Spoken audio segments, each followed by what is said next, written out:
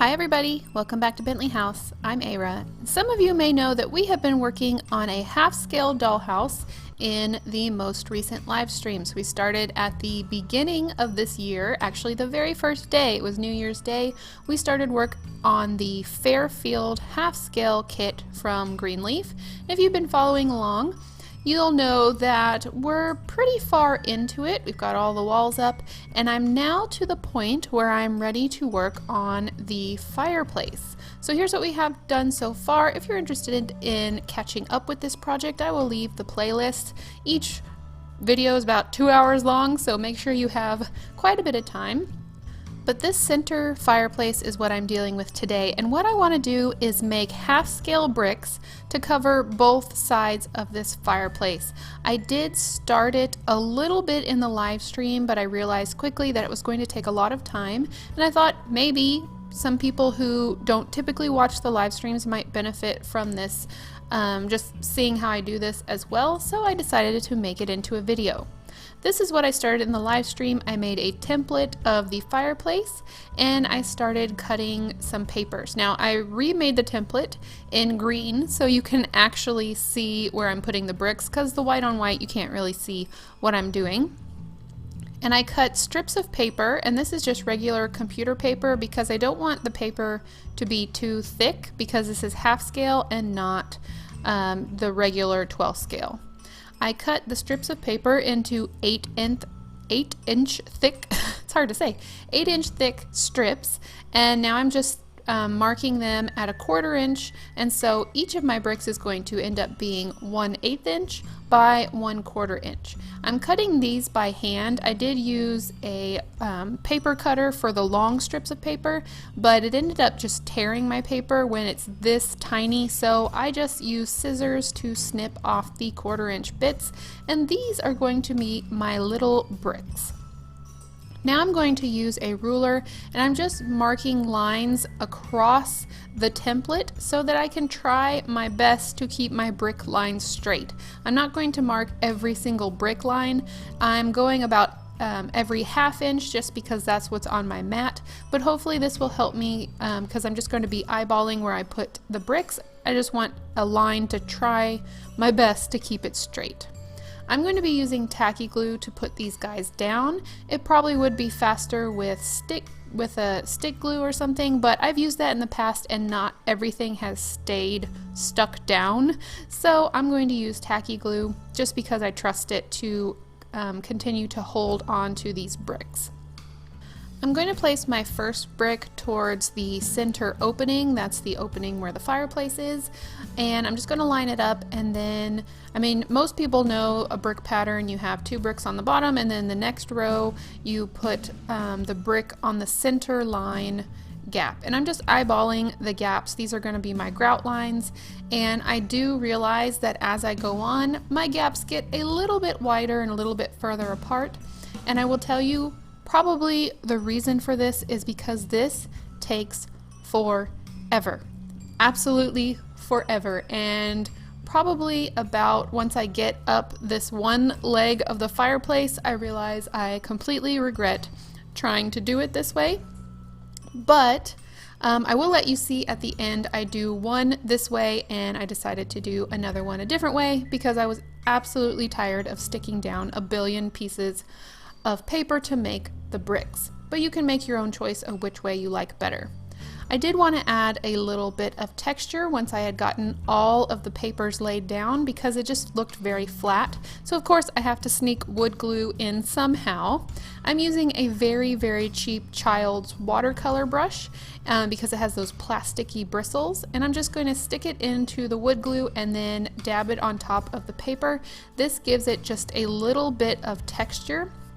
And you can see it a little bit better once it's painted, but in the end I really like how it turned out. Now, because I decided I did not want to do this whole process again for the other side of the fireplace, I'm going to try making another version of this in clay, in polymer clay. So I'm grabbing some clay that is a color I don't normally use, so I'm just going to grab this light blue pearly color. I'm not sure what I would use that for, but anyway, it's going to be used for bricks today. And I'm rolling it out on a setting that's just one above the thinnest. I want it to be thin, but I do want it to kind of not break. So just one setting above the thinnest, and then I'm putting it onto a clay baking mat because once I make the pattern on it, I don't want to have to move it until it's baked. So I want to put it on something that can go into the oven. I'm going to take my pattern that I made previously and a long straight razor blade, and I'm going to cut out my pattern that I know fits on the face of my fireplace. A lot of times you can get these straight razors or straight blades in polymer clay kits. They come in really handy. Just make sure you keep it in a safe place because they are really sharp. I'm just cutting around all the edges, and then I'm going to use my X-Acto knife to make that cut on the inside. I'm just using my straight razor. Is that what it's called? I don't know what that tool specifically is called, but I'm using that as a guide to make sure that I cut a straight line with my X-Acto knife.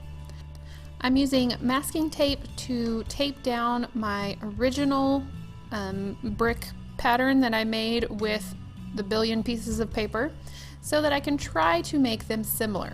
This is a ruler that has a very thin edge. I didn't want to use the razor blade because it could possibly go down through my clay. So this has a thin edge, but it's still a little bit blunt. It's not going to cut all the way through the clay.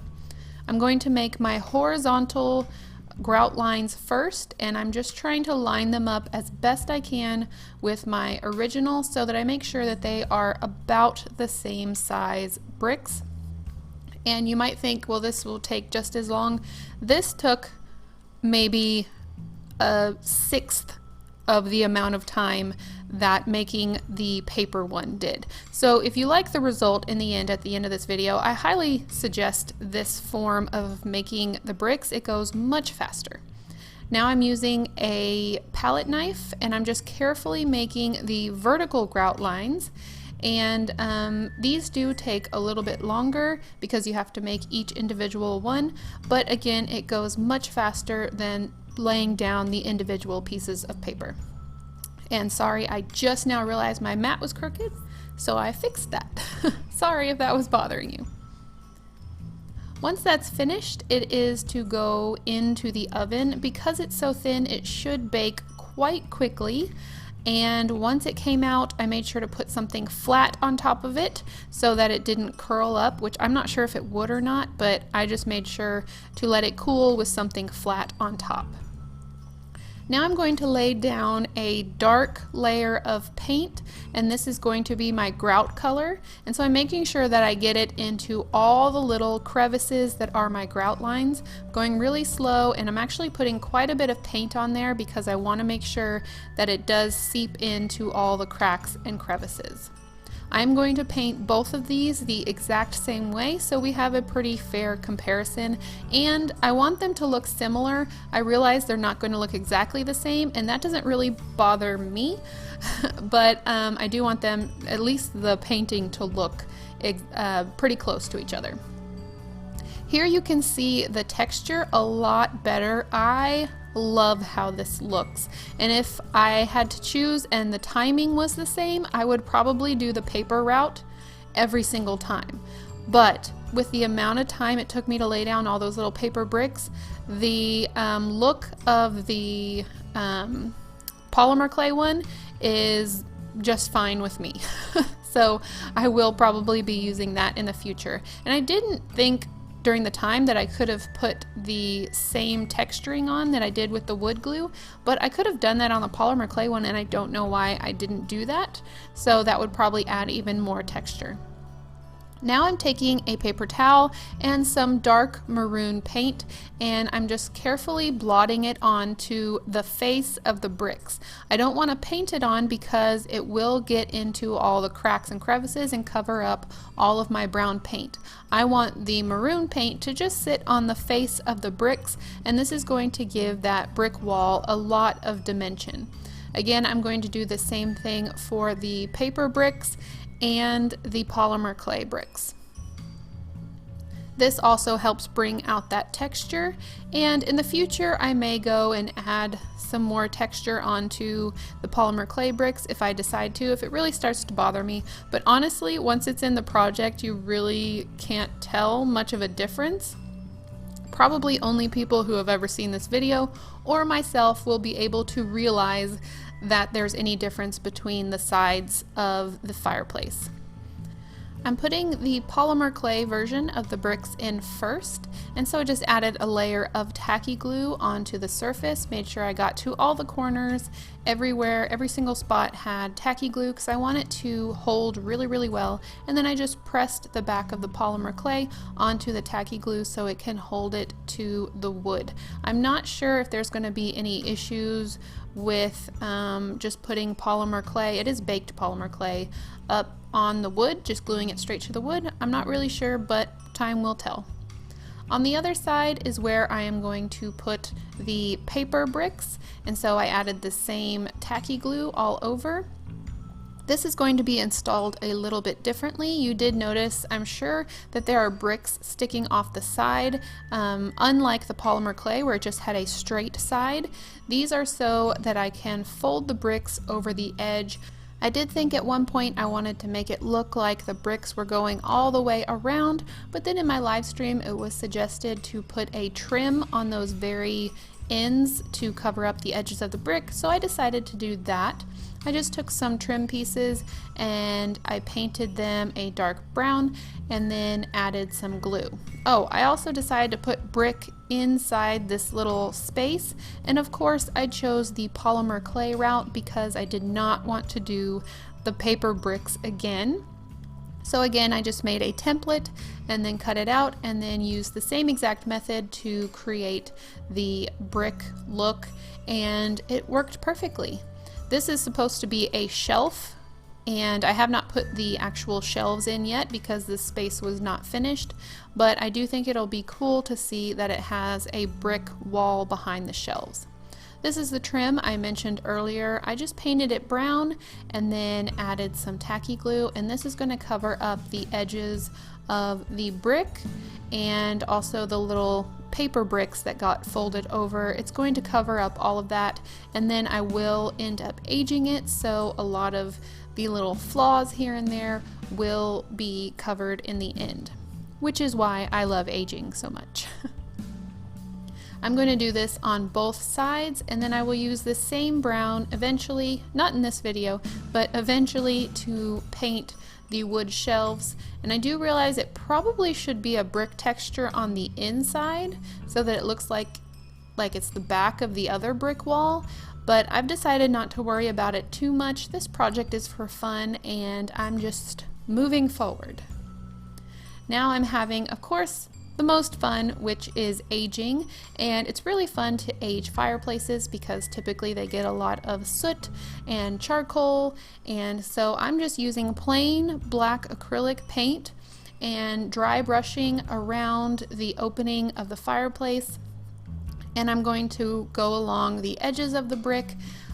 Brick just seems to absorb the gunk, and so it's a really fun thing to age, and of course it really brings out the grout lines and the texture.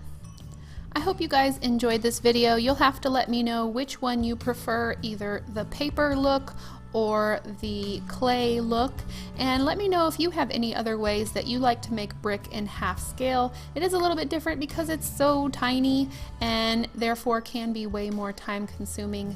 If you like this project and you haven't seen it before, make sure to join me in the live streams. They're the first Tuesday of every month, 10 a.m. Texas time, and I always try to put a little notice on the homepage of my YouTube channel. I hope you all have an amazing week. Bye!